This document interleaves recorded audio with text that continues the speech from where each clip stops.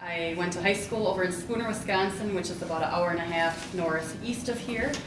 And it was actually kind of during high school where I decided I was interested in writing. I took a lot of English classes, a lot of like advanced composition type classes. I knew writing was something I wanted to do. And I went to the University of Wisconsin, River Falls, and I declared journalism as my major. And I started off by taking a lot of generals my first couple of years, and then my junior year of college was when I started working for the college newspaper. I remember I handed in my first story to my editor, and she didn't even know what to do with it, so it was kind of a learning process.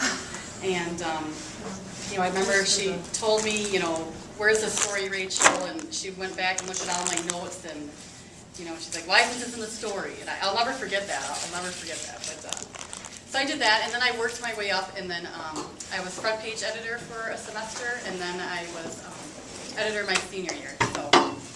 And that was kind of where I got a little bit more knowledge of how actually running a whole newspaper works, with assigning story ideas and managing reporters and things like that. Graduated, and my first job was for a daily newspaper down in New Ulm, sort of by Mankato.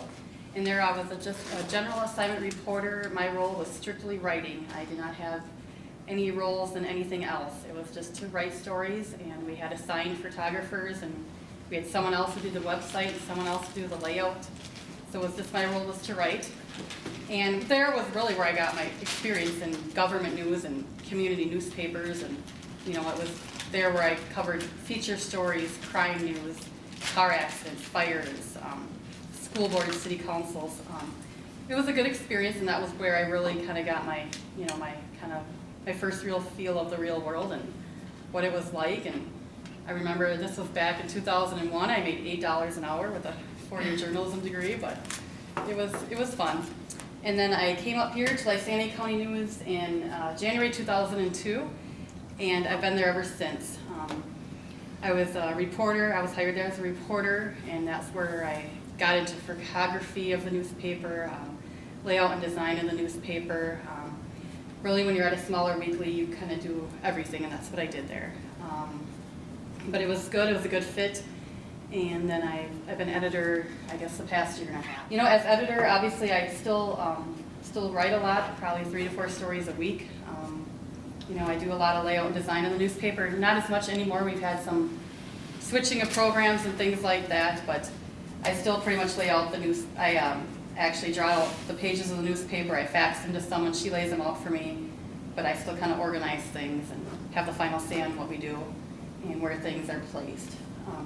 It's myself here, it's a sports reporter, and then a main reporter. You kind of do a little bit of everything. Story ideas for us at the newspaper come from, a variety of places. You get stopped at Walmart, the grocery stores, or wherever. I get emailed story ideas a lot. People phone call us with story ideas. You have certain beats that you cover, and you get story ideas off of that. At the Isanti County News, we cover, Cambridge and Isanti and Braham city councils. We cover the Cambridge Isanti School District, and then we cover the Braham School District and the Isanti County Board. And those are our kind of routine meetings. So as editor and our reporters, we go to these meetings. We also expect to find story ideas out of some of these meetings. When I go to an interview, I do research before I kind of go meet with people. Obviously, it's not too hard to research people now online. And you do a little bit of background before you're going. I don't like to go into an interview, totally clueless on the subject. I do a little bit of homework myself on it.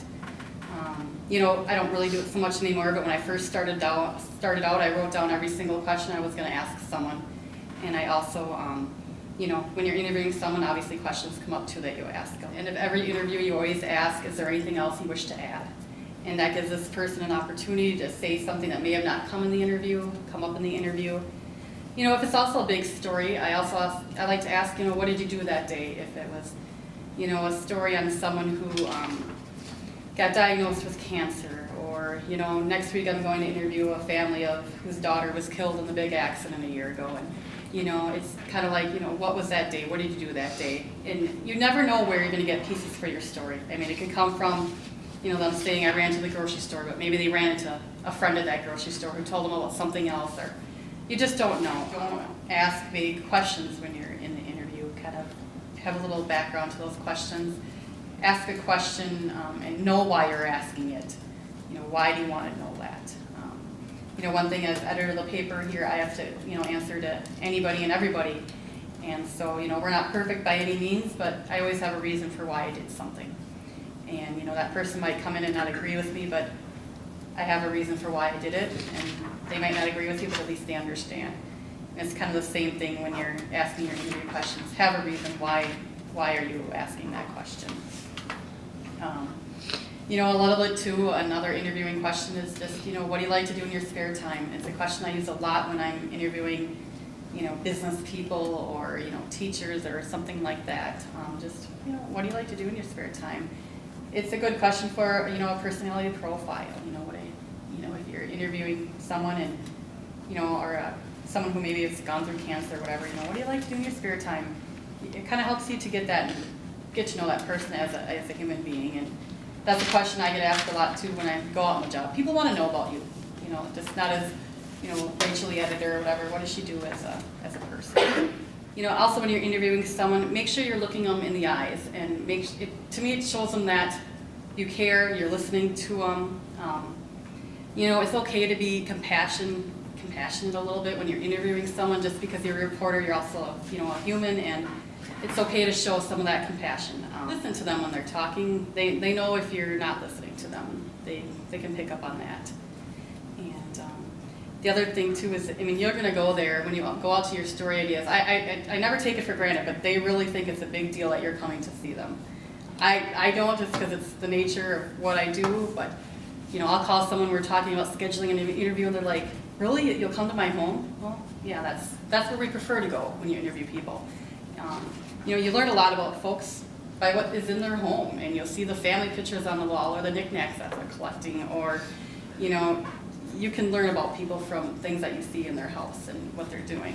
Another tip I could tell you is don't be afraid to ask someone to slow down if they are talking to you and they are speaking a little bit too fast. Just say, hey, do you mind if I slow down? And I just want to make sure I get it right.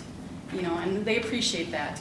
Don't be afraid to ask them to repeat something they said. I will have that sometimes in this business, especially with government type meetings. Folks use a lot of acronyms, and I might not know exactly what ABC stands for, whatever the case. Don't be afraid to ask questions. If you don't understand something, ask them to repeat it, please. And they want to make sure your story is correct. You want to make sure the story you're reporting is correct. Also another thing I do, it's very simple, but just thank them for your time. I usually walk in and that's the first thing I say to someone. Thank you for your time. Thank you for allowing me to come to your home today. It kind of warms them up, I think, to you being there. And it amazes me that people, they'll tell you their life story and they've never met you. It's one thing that I never take for granted, and it still amazes me. I've written, every kind of story really there is. And, it just amazes me that someone that was diagnosed with cancer is going to tell me her life story. Next Monday I have an interview with the family of one of the girls who was killed in the accident a year ago. And, the mom stopped in, just met me, and we started talking. And like, would you let me come sit down? And it amazes me. People are willing to open up their arms to you. And, she said she felt honored, that we want to tell this story. I guess another tip is don't let the interview get away from you. People might want to ramble a little bit, and if you can kind of gently lead them back onto topic, and because your time's valuable too. And I really, for a feature story, I probably spend about an hour with someone. Okay. That's kind of my average interview time. Hour, maybe a little bit more, but usually not more than that. Usually you can get what you need in an hour. And then also, you always get a phone number, and I figured if I need anything else, I'll call them back. But I kind of spend about an hour with someone for a feature story. When you get back to your office, I try to write these stories right away. As Tasha knows, it doesn't always work that way, but you try to. At least try to get the outline of your story.